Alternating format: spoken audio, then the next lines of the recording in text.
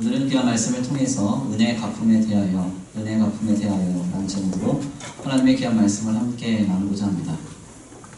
2011년에요. 피터 오데라고 하는 사람이 있었는데요. 이 사람은 이제 투자 전문가인데 이 사람이 어느 날 고객으로부터 한 통의 전화를 받습니다. 이 고객은 7만 달러 상당의 돈을 연금에 투자하고 싶어 했습니다. 사실 이 고객은 다른 직원이 맡아야 했는데요.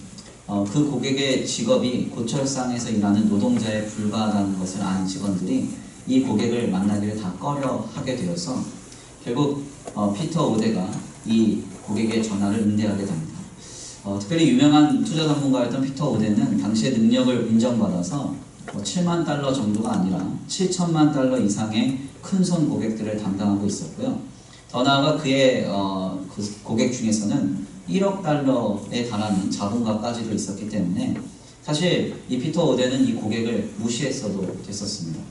그런데 이 피터 오데는 좀 다른 사람이었어요. 그래서 어떠한 개인이 썩 중요하지 않다 하더라도, 그런 역할을 잘 못 감당한다 하더라도 그를 인격적으로 무시하면 안 된다는 생각을 가졌던 사람이었습니다. 그래서 이 전화를 받았을 때 그는 그 전화에 성실하게 응대합니다. 결국 그는 이제 투자 계획을 세워주기 위해서 그의 집을 방문하는데요.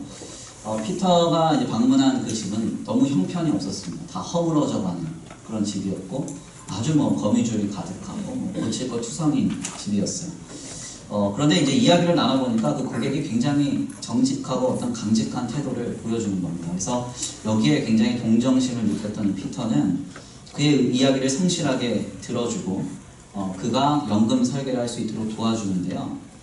이야기를 들어주고 교제를 하다 보니까 놀라운 사실이 하나 알게 됐습니다. 그게 뭐냐면 알고 보니까 그 사람은 고철상 노동자가 아니었고요. 금속업체의 사장님이었어요. 회장이었고 그가 자기한테 보여준 그 허름한 집은요. 리모델링을 하려고 수십만 평을 사놓은 상태의 아주 허름한 집이었습니다. 결국 피터 오데의 작은 친절은 엄청난 고객을 확보하게 되었고 그 고객이 지불한 수수료는 그 해에 그에게 100배 이상의 수익으로 이익을 남겨주는 결과로 기결됩니다.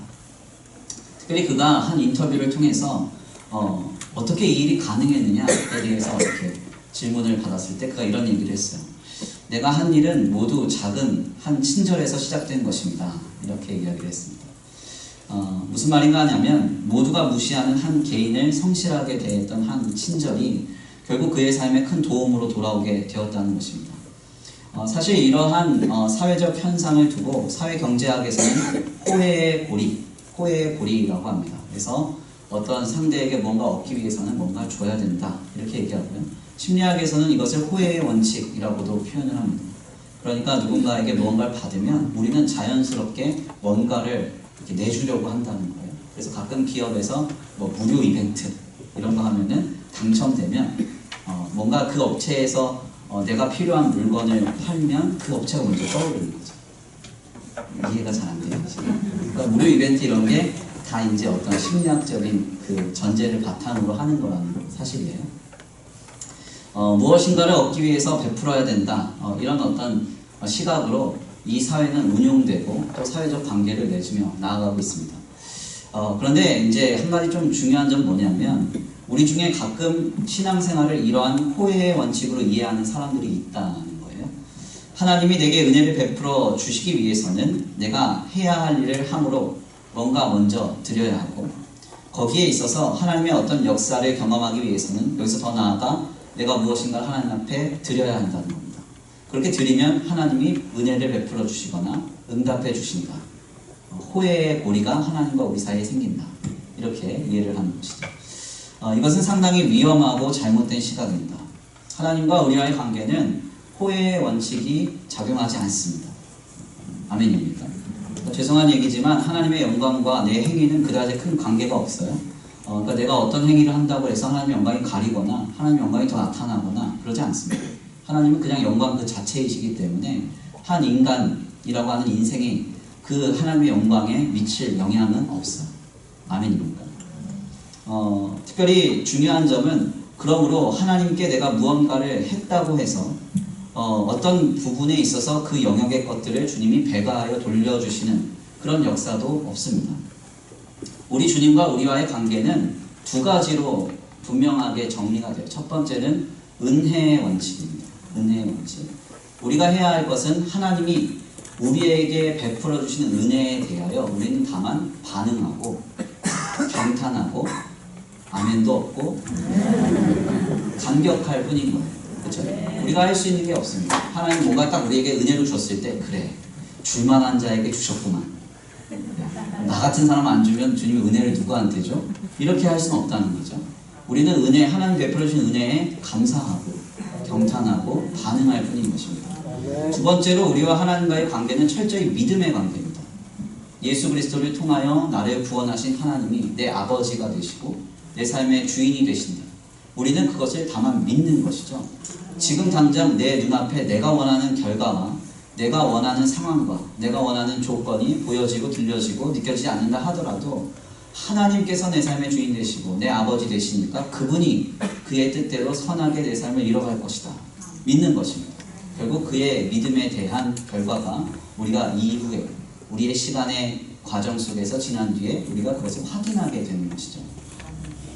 그래서 은혜의 관계 그리고 믿음의 관계 외에는 사실은 하나님 앞에 우리가 어떤 내세울 원리는 없습니다. 호혜의 원칙이나 어떤 계약이나 조건의 관계처럼 하나님과의 관계를 이해해서는 안 된다는 것이죠. 그런데 여기까지 우리가 내용을 나눌 때 한 가지 생겨나는 문제가 있습니다. 하나님과 우리와의 관계는 철저히 은혜의 관계입니다. 그렇죠? 믿음의 관계입니다.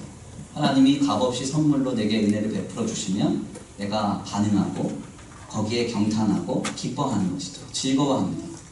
그리고 지금 내가 원하는 그런 삶의 결과는 아니지만 믿음으로써 선하신 하나님이 온전하신 하나님이 내 삶을 온전히 이뤄갈 것이다 라고 하는 믿음으로 주님을 바라보는 겁니다. 그런데 중요한 점은 하나님과 우리와의 관계는 이렇게 정리가 되는데요. 우리의 일상의 상황 속에서도 우리는 다만 모든 것을 하나님의 은혜로 여기고 다만 주님을 믿음으로 바라고 하나님이 역사하신 현장 속에서 나를 도와준 사람, 환경, 그리고 물질을 무시해도 되는 것인가 하는 문제가 발생이 돼요. 그렇지 않습니다. 그냥 정답을 먼저 말씀드리면 우리가 그렇게 이해를 하면 건전한 신앙이라고 할 수가 없습니다. 하나님께 대하여서는 오직 은혜로 모든 것을 인식해야 됩니다. 값없이 선물로 내게 주셨다. 아멘입니까? 내가 그 40일금씩 열심히 했더니 하나님이 내 자녀를 좋은 대학에 취직시켜줬다. 이렇게 이해하시면 안 돼요. 아무리 내가 기도를 많이 하고 헌신 많이 했어도 하나님이 은혜로 내 자녀를 잘 되게 하셨다. 우린 이렇게 고백을 하는 것이죠.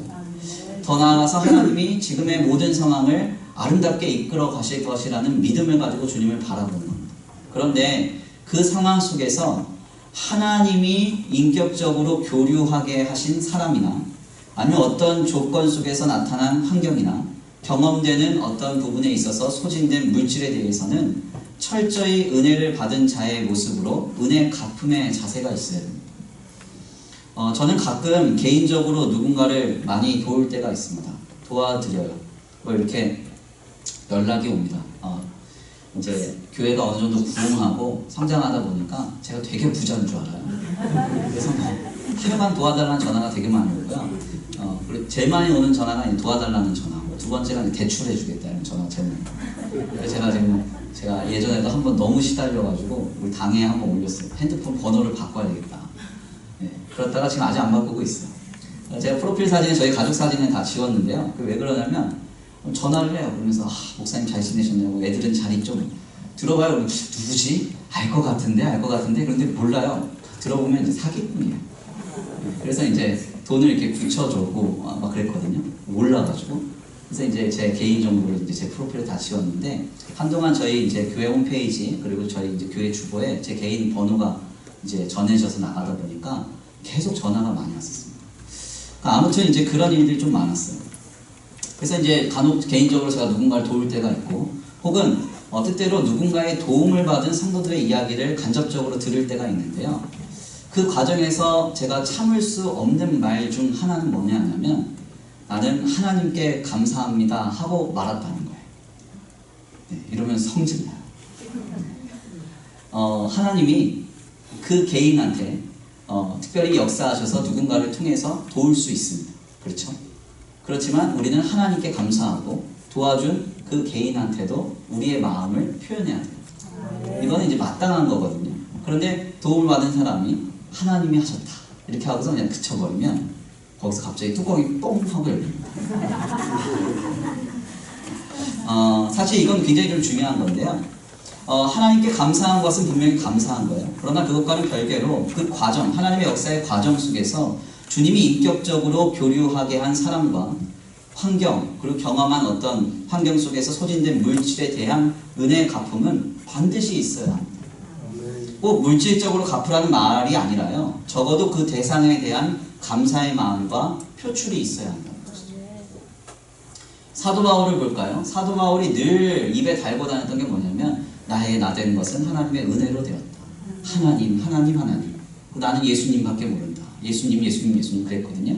그런데 그의 서신서를 잘 들여다보면 그의 서신서 말미에는 항상 놀랍게도 늘 자신에게 도움을 준 사람들의 이름을 남겼습니다. 항상 남겼어요. 힘이 되어준 동역자들의 이름이 얼마나 많은지 몰라요. 우리가 너무나 잘 아는 브리스길라와 아굴라. 그래서 브리스길라는 여자고 아굴라는 남자예요. 근데 왜 여자 이름이 먼저 나타났느냐? 사도 바울에게 있어서 브리스길라가 훨씬 더 훌륭한 교육자였다는 거예요. 동역자였다는 거예요. 이러면 또 남성교회에 제가 또 별로 이렇게 좋지 않은 평가를 받을지 모르겠는데 이건 이제 사실입니다. 왜냐면 아굴라가 유대인인데요. 이 아굴라 유대 관습 속에서 남편의 이름이 아내의 이름보다 뒤에 나오는 경우가 없어요. 그런데 이제 사도 바울은 의도적으로 사도행전에서는 아굴라가 먼저 나오거든요. 근데 서신서에서는 브리스길라가 먼저예요. 왜냐하면 너무 중요한 동역자였기 때문에. 그래서 브리스길라와 아굴라 이렇게 나오죠. 에바브로 디도라는 사람이 있고요. 디도라는 사람이 있고 디모데라는 사람이 있어요. 이름 되게 헷갈리죠? 그래서 저도 신학교 1학년 시절에 저희 원로 목사님이 새벽 설교를 시켰는데 에바브로 디도, 디모데 다 똑같은 사람으로 설교했거든요. 아직도 저의 이제 감추고 싶은 치부예요. 너무 동역자들이 이름이 많으니까. 구레네 시몬과 관련이 있는 베베라는 사람도 있고요. 우리가 알지 못하는 사람들의 이름이 너무 많습니다. 왜 이렇게 많이 남겼느냐? 사도 바울은 하나님이 베풀어 주신 은혜에 감사했어요. 감격했지만 또한 그 과정 속에서 하나님이 사용하신 그 인격에 대해서 존중하고 그 사람들에 대해서도 감사를 늘 표했던 것입니다. 하나님이 값없이 베풀어 주신 은혜에 우리는 감사해야 됩니다. 그렇지만 하나님의 역사의 도구였던 사람 혹은 환경, 물질 등에 대한 감사와 더 나아가서 은혜 갚음의 자세는 우리는 늘 견지되어야 하는 성도의 성숙된 자세임을 알아야 합니다. 특별히 우리는 오늘 본문 말씀을 이와 같은 관점에서 주목하지 않을 수 없어요. 본문에서 다윗은 요나단의 유일한 아들 무비보셋에게 은혜를 갚는 장면을 전하고 있습니다. 특별히 고대 시대인 다윗의 시대에 후천적 장애로 인해서 무비보셋이 장애인으로 살아가는 그 일은 매우 버겁고 고단한 일이었습니다. 그러니까 무비보셋이 어쩌다 다쳤냐면 전쟁통에 그의 보모가 그를 어렸을 때 떨어뜨려서 다리가 이제 접질러져서 평생 이렇게 절고 다니게 된 거예요. 그런데 이런 어떤 장애를 가진 사람이 고대 시대에는 어떤 취급을 받았느냐?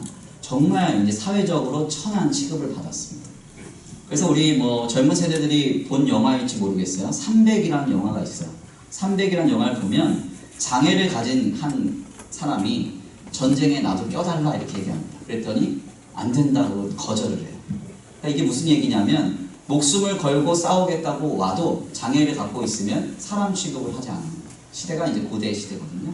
특별히 이 300이라는 영화의 시점보다 다윗의 시대는 훨씬 더 오래 전의 시대입니다.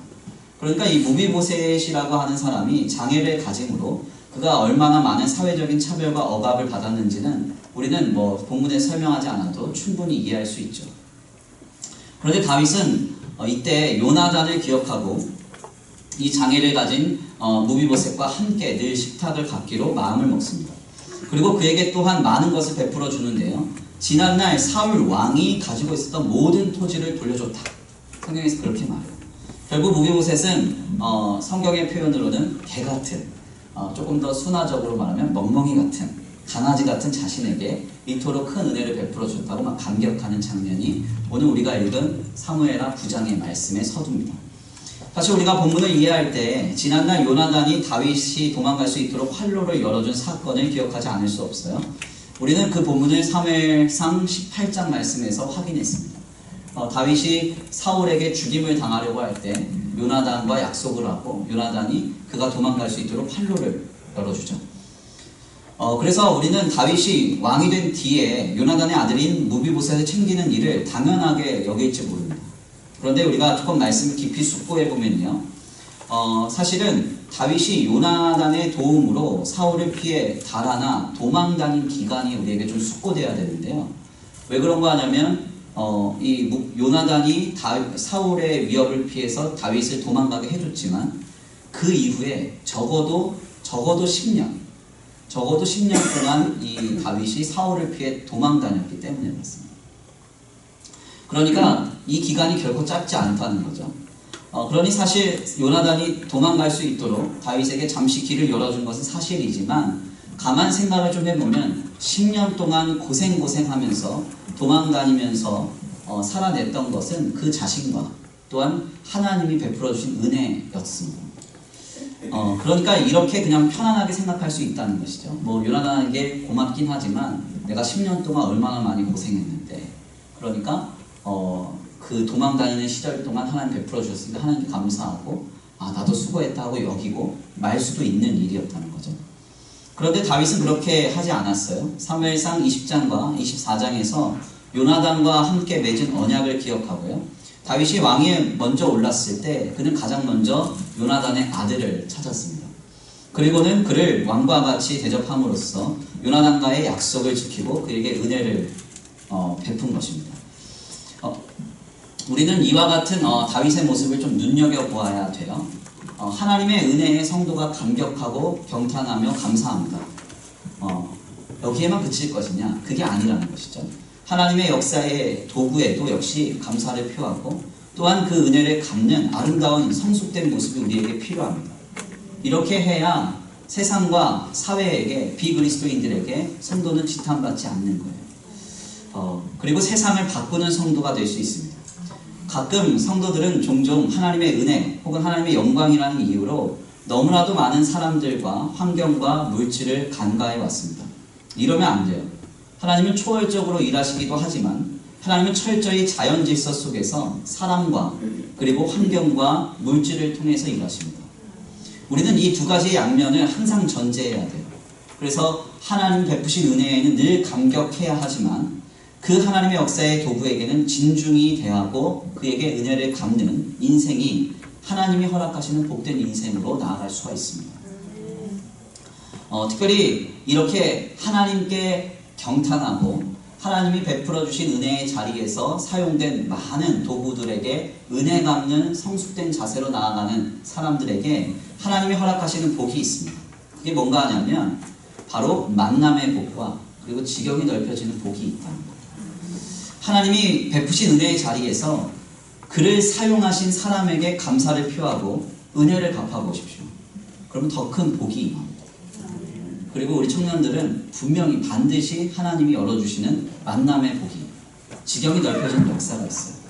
정주영 씨가 쓴 하버드 상위 1%의 비밀이라는 책이 있는데요. 이 책에서 이 시대를 이끌어가는 리더들이 어떤 자세로 삶을 사는가에 대한 글 한기가 있습니다. 이렇게 상위 1%의 사람들이 이렇게 산대요.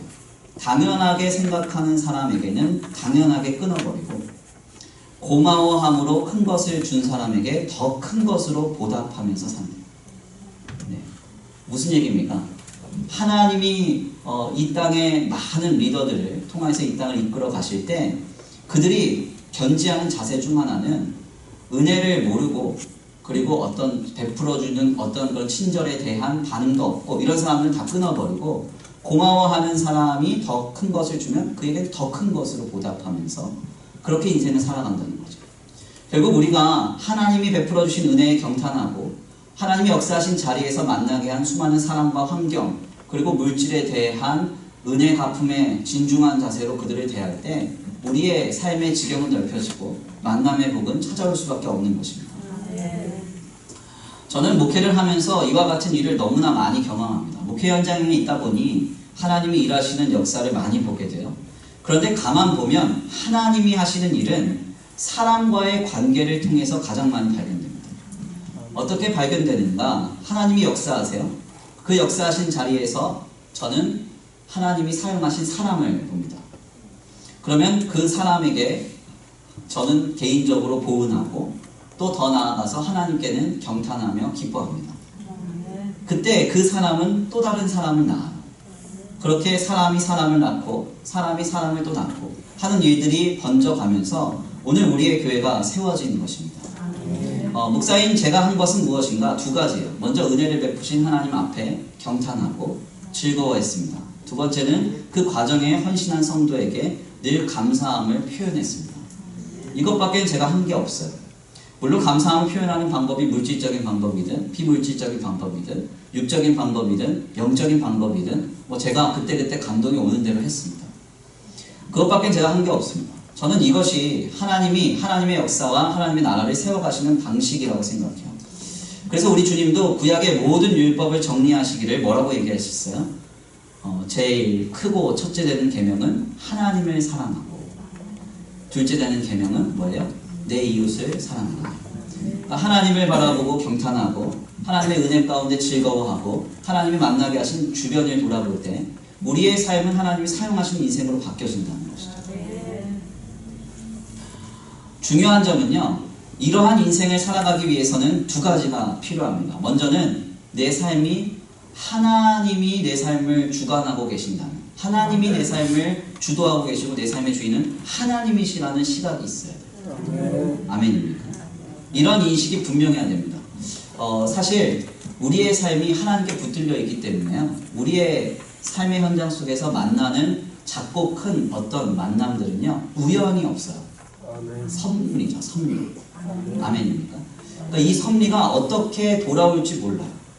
그런데 보통 이제 소위 그 애덤 그랜트가 한 말을 좀 빌리면 매첩, 그러니까 무슨 얘기냐면 이 사람을 딱 평가할 때 이 사람이 나한테 이익이 있나 없나 계산하고 대하는 사람들이 전체 인구의 한 80% 정도 되거든요. 예. 그래서 사람들을 다 판단하고 만나는 거예요. 이 사람 만나면 나한테는 이익이 있어 없어. 이익 있는 사람들은 좀 가까이 대하고 이익 없는 사람은 멀리하고. 이게 일반적인 인간관계예요. 이런 사람들은요, 사실은 하나님이 역사하실 수가 없어요. 왜냐면 내가 다 평가하기 때문에. 그렇지 않습니까? 저는 이제 목회를 하면서 크고 작은 도움들을 이제 그 외부적으로, 내부적으로 많이 받았는데요. 그 속에서 하나님이 역사하신 현장을 보면요, 기가 막힌 섭리가 있어요. 그냥 뭐 작은 친절 하나, 아니면 뭐 타교단에서 사역할 때는 그 교회에서 성실하게 했던 모습 하나, 뭐 이런 것들, 지나가다 인사 한번 잘한 거, 이런 것들을 통해서 하나님이 일하시는데요, 그 기가 막힙니다. 네. 그러니까 이런 부분들은 하나님이 내 삶의 주인이라는 확신이 있어야만 그렇게 할 수 있는 거예요. 네. 제가 아직도 기억에 남는 게, 제가 이제 강도사 총회고시를 볼 때요, 목회랑 강도사 총회고시를 병행하다 보니까 너무 어려웠거든요. 근데 이제 논문을 내야 돼요. 논문을 내야 되는데 제가 논문을 후다닥 써서 냈어요. 그때 이제 논문 주제가 교회 세습 어떻게 바라볼 것인가. 근데 이제 소문이 돌기를, 야, 반대하면 무조건 다 떨어져. 찬성으로 써야 돼. 그래가지고 또 찬성으로 썼어요. 아직도 제 목회 양심에 걸려요. 그래서 쓰면 안 돼. 떨어진다는 겁니다. 근데 썼는데요, 중요한 거는 이제 그 논문 심사하시는 목사님이 굉장히 깐깐한 분이었어요. 30%가 떨어졌거든요. 30%가. 예. 근데 이제 떨어진 이유도 뭐 많아요. 뭐 이제 내용이 부실하다.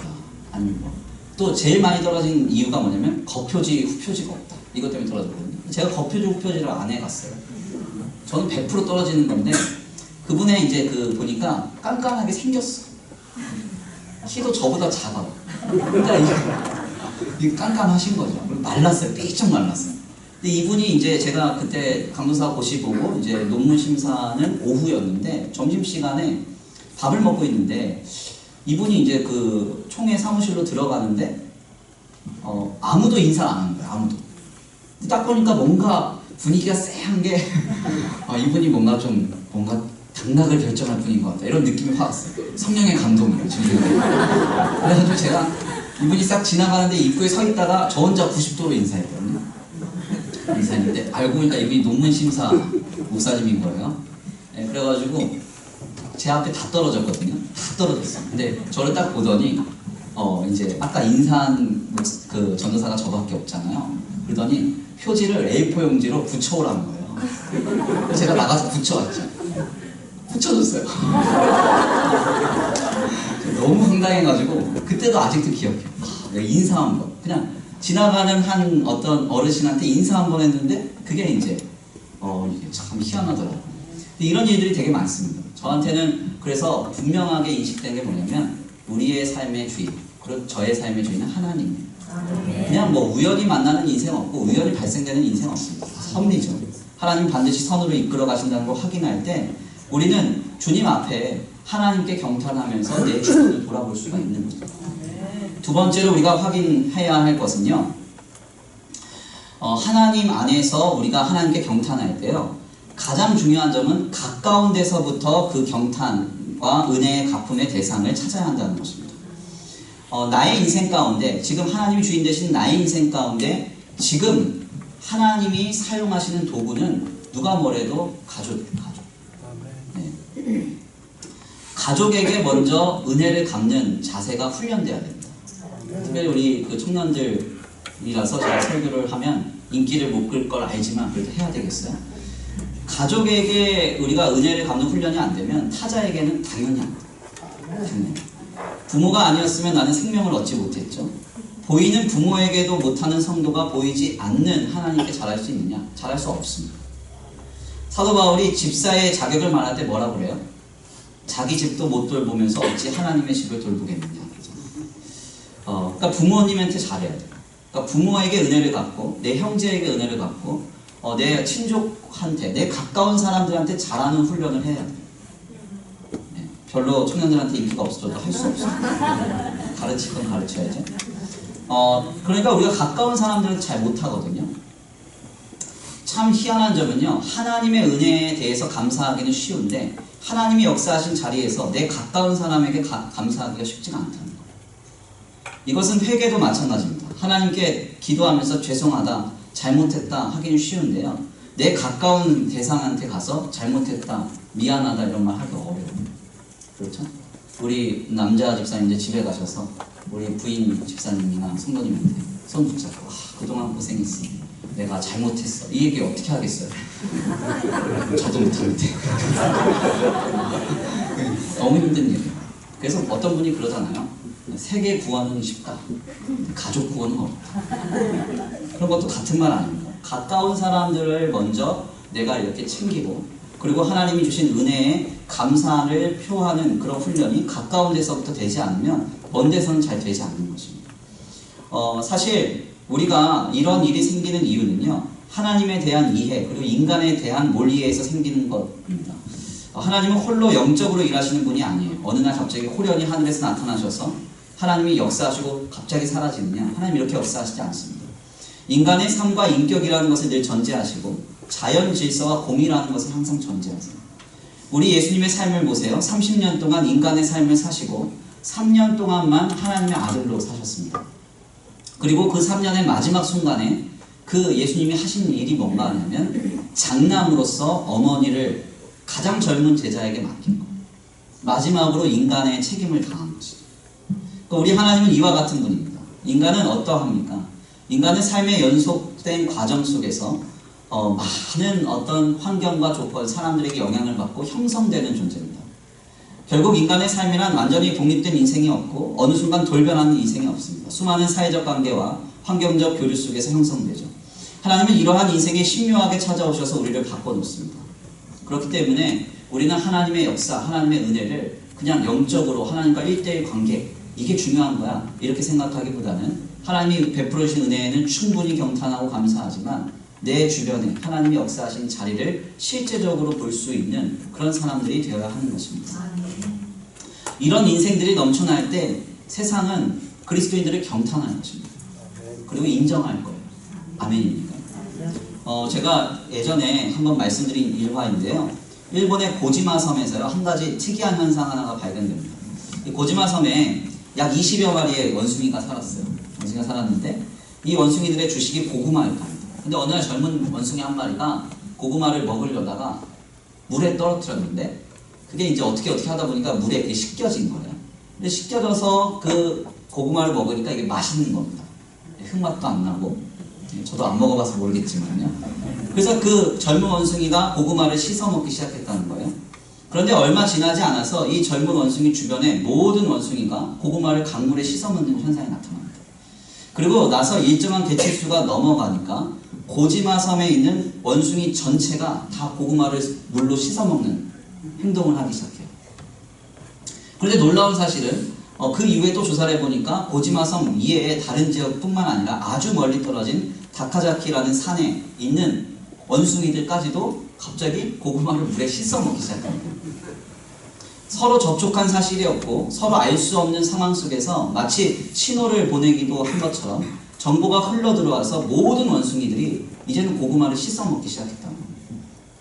이게 별로 과학적이지 않고 목사님 이상한 말 하는 것 같은데 그게 아니에요. 미국의 과학자 라이언 올슨이 이게 뭐라고 얘기를 하냐면 100마리째 원숭이 현상이라고 하는 걸 붙입니다.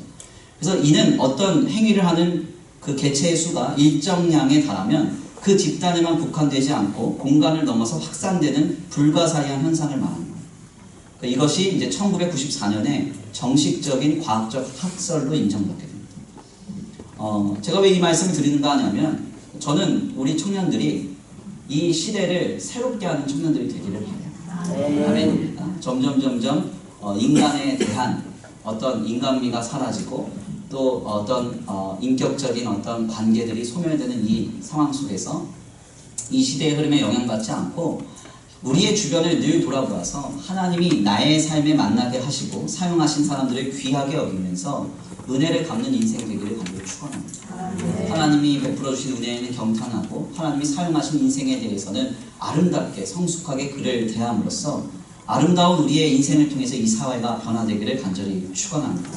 그 역사의 주인공 되시기를 바랍니다. 말씀의 정리를 하겠습니다. 우리는 오늘 귀한 말씀을 통해서 다윗의 모습을 봅니다. 다윗은 지난날 하나님이 살려주셔서 왕 위에 오름에 대한 감사를 하나님께 하였습니다. 그래서 그는 먼저 하나님께 성전을 지으려고 했는데요. 하나님은 이것을 허락하시지 않았어요. 그 이후에 다윗이 했던 일은 다름 아닌 자신이 사울을 피해 도망할 수 있도록 첫 활로를 열어준 요나단에 대하여 은혜를 갚는 일이었습니다. 그래서 다윗은 요나단의 하나 남은 아들인 무비보셋을 평생 왕의 식탁에서 함께 먹고 누리는 일을 허락했어요. 이로 인해서 요나단과의 약속을 지키고 그에게는 은혜를 갚았다는 것입니다. 우리는 종종 하나님의 역사를 경험하면서 혹은 기대하면서 그 과정 속에서 사용된 사람이나 하나님이 쓰신 환경, 물질들을 간과합니다. 다만 하나님이 해주셨다고만 생각하는 경향이 짙어요. 그러나 이것은 성숙된 태도가 아닙니다. 하나님은 하나님이 베풀어 주신 은혜에는 경탄하기 원하시지만 그리고 반응하기 원하시지만 그 과정에서 사용된 존재들에게는 또한 감사하는 성숙된 인생을 살아가기를 기대하고 계십니다. 이는 마땅한 것입니다. 이러한 우리의 태도는 또 다른 호혜의 고리를 열게 될 것이고 이는 만남의 축복과 지경이 넓혀지는 역사로 귀결될 것입니다. 그러므로 오늘 나온 우리 귀한 젊은 세대들과 우리 귀한 성도들 모두는 하나님이 하신 일에 대한 감사 또한 하나님이 사용하신 모든 도구들에 대한 은혜 갚음에 대한 사명을 잊지 않는 저와 우리 성도들 모두가 되시기를 간절히 축원합니다. 우리 이 시간 귀한 말씀 붙들고 함께 기도 올려드리겠습니다. 우리 이 시간 함께 다 같이 고백하겠는데요. 우리 지금 오늘의 삶에 이르도록 나를 섬겨주고 사랑해준 한 영혼, 한 생명을 마음에 품으시면서 다시 한번 함께 고백하겠습니다. 서로가 서로를 축복하면서 하나님 안에서 서로가 받은 은혜와 사랑을 또한 은혜를 갖고 또 서로를 대하고 또 서로를 감사함으로 대할 수 있는 우리의 삶이 되게 하여 주옵소서. 우리 다 같이 이 시간 간구하고 소원하시면서 귀한 말씀 붙들고 함께 찬양으로 결단하겠습니다.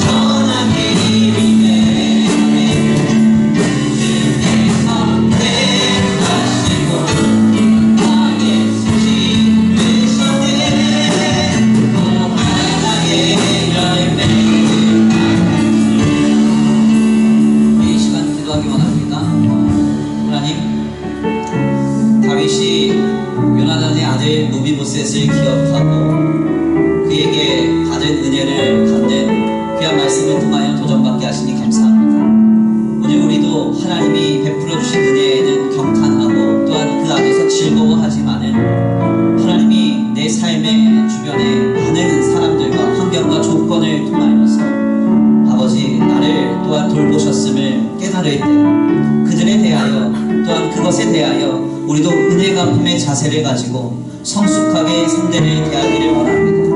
하나님, 다만 하나님이 하셨다고만 하고 내 주변을 돌아보지 못하는 우리의 삶이 되지 않게 하시고 하나님이 사용하셔서 내 삶을 돌보신 하나님의 도구되는 인생들, 그 인격적인 교류들의 과정 속에서 일어난 모든 환경과 조건들을 깊이 숙고하며 성숙됨의 자세로 서로를 감사하게 대할 수 있는 우리의 삶이 되게 하여 주옵소서. 우리 이 시간 다같이 귀한 말씀 붙들고 함께 기도 올려드립니다. 주여 한번 부르시고 성도 기도 올려드립니다. 주여 한번 부르시기도 합니다. 주여